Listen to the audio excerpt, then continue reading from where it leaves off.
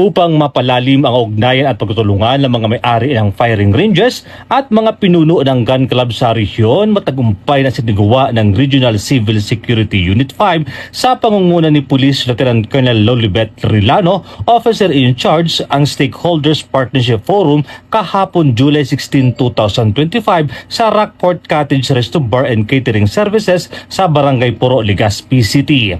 Lumahok sa forum ang mga presidente at kinatawan mula sa mga kilalang gun clubs at firing ranges tulad ng Rinconada Defensive Pistol Association Incorporated, ADS Alliance, Mayon Gun Club, Canarbsa, KGD Sorsogon, Masbate Defense Pistol Association Incorporated, Hit Shooting and Hunting Gun Club, The Amigos Gun Club Incorporated, Bicol Gun Club Incorporated, Top Guns, Iso Gun Club, Sarong Banggi, Sigal Gun Club Incorporated at Mags Gun Club Incorporated. Binigyang diin naman ni Police Lieutenant Colonel Rilano na layunin ng aktibidad ang pagbuklod-buklod at pagkakaroon ng camaraderie sa pamagitan ng RCSU-5 at mga stakeholders upang masiguro ang ligtas, legal at responsableng paggamit ng mga armas. Ang objective natin dito sa activity natin ngayon ay para mag-promote ng camaraderie with our stakeholders. Lalong-lalo na yung mga presidents ng gun clubs and shooting ranges.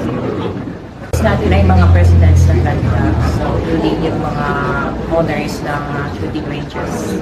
Mapaabot natin sila, i-remind natin sila kung ano yung mga responsible and safety owners, firearm owners dito sa Bicol region. Na mga gun enthusiasts, inibitahan namin kayo, ito yung initiative ng gun clubs dito sa Bicol region. Sinusuportahan namin sila para maging successful itong event na po. So, sana masuporta kayo natin ang event. Ang mahalagang bahagi ng programa ay ang mga pagbabahagi ng kaalaman at updates tulad ng briefing sa Republic Act 10591 o ang Comprehensive Law on Firearms and Ammunition na tinalakan ni Police Lieutenant Sanito Sorio, update sa Firearms and Explosive Section mula kay Lieutenant Danny Balion, Chief ng Firearms and Ballistic Section, at ang presentasyon ni Police Master Sergeant Jasper Rosero ukol sa nalapit na First Stakeholders Invitation Cup 2025. Bilang suportan naman ang pagpapahayag ng mga gun club presidents at firing range owners sa nasabing shooting competition na gaganapin sa darating na linggo, July 20, 2025 sa Legazpi City. Kasi mga gun enthusiasts yan sa Bicol region.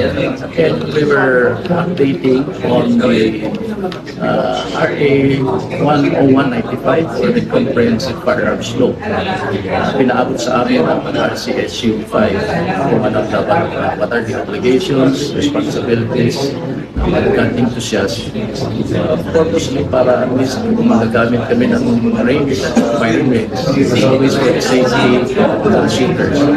And as part of our support sa RCSU, we are happy tungkol dun sa gun club, mga gun club renewal at saka sa mga expired gun club, yung policies at saka yung mga rules and regulations regarding sa gun club members sa paggagamit ng firing range sa mga expired at saka ang renewal na mabigyan sila ng guide.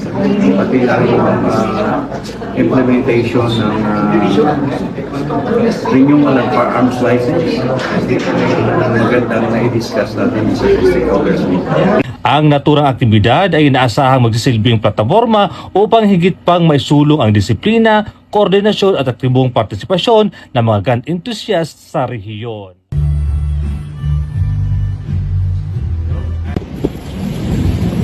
Mula dito sa Legazpi City, Albay, ako po yung Police News Network Correspondent, Police Staff Sergeant Merculito Pilo Bendito Jr.